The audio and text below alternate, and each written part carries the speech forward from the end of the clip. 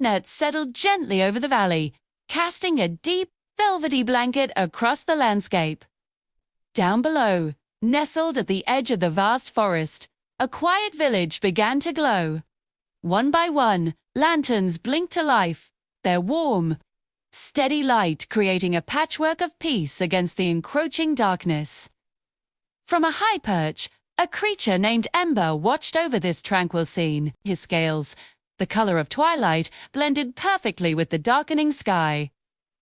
He was a silent guardian, a myth whispered among the trees, and tonight, like every night, he kept his vigil. The air was still, filled only with the faint chirping of crickets and the distant rustle of leaves. The villagers below had retreated into their homes, their day's work done.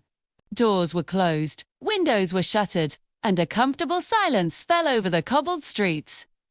Everything was as it should be. But then, something changed. A single, errant spark, carried on a whimsical breeze from a distant chimney, drifted down from the sky. Potty, it was tiny, almost invisible, a fleeting speck of orange against the deep blue. It landed softly on the dry weathered shingles of a rooftop, so small it was easily ignored, so quiet it stirred no fear.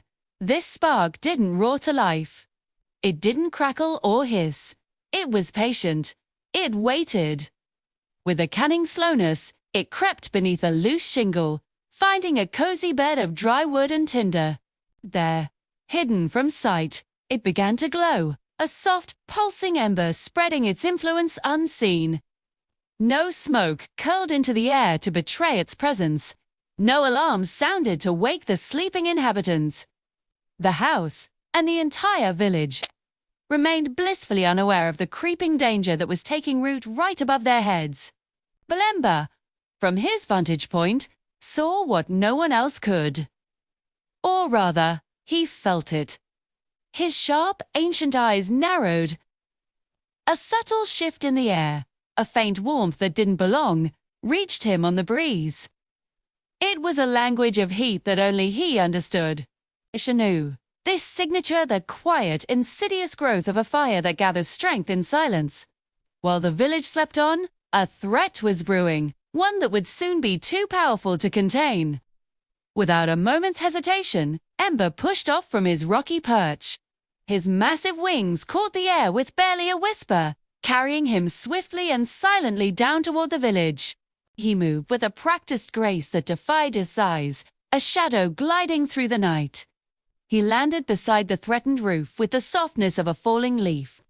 His claws, usually instruments of immense power, touched the wooden shingles with a surprising gentleness.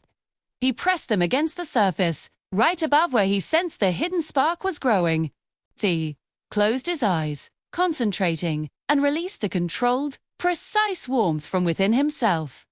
It wasn't a fire, but a focused heat, a magnetic pull that beckoned the hidden danger. He was coaxing it, drawing it out from its hiding place, inviting it to reveal itself. Slowly, the hidden spark responded. It crept back toward the surface, drawn by Ember's call, too. When it finally emerged from beneath the shingle, it was no longer just a spark, but a small, hungry flame. And that was all the invitation Ember needed. He leaned in, and with a soft, deliberate breath, he extinguished it completely. The puff of air was so gentle it wouldn't have disturbed a candle. Where the flame had been, only a small, darkened mark remained, a scar that would tell a story no one would ever know. The danger was gone, as quietly as it had arrived. Below, the family inside the house slept on, their dreams undisturbed. The entire village remained lost in slumber, completely unaware of how close disaster had come, and how it had been averted by a creature they only knew in legends. Ember lingered for a moment, his gaze sweeping over the peaceful rooftops one last time. He made sure no other stray embers danced in the wind, no other hidden threats lay in wait. Satisfied, he lifted back into the night sky, his powerful form melting back into the darkness. The lanterns below continued their steady, peaceful glow, a symbol of a safety they didn't know they owed to a silent protector.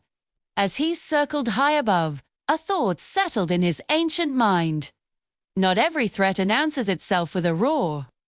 Not every danger comes with a warning. Some of the most perilous ones wait for the silence, for the moment when no one is paying attention. They thrive in the shadows, hoping that no one is watching. But tonight, and for all the nights to come, someone was. And that made all the difference.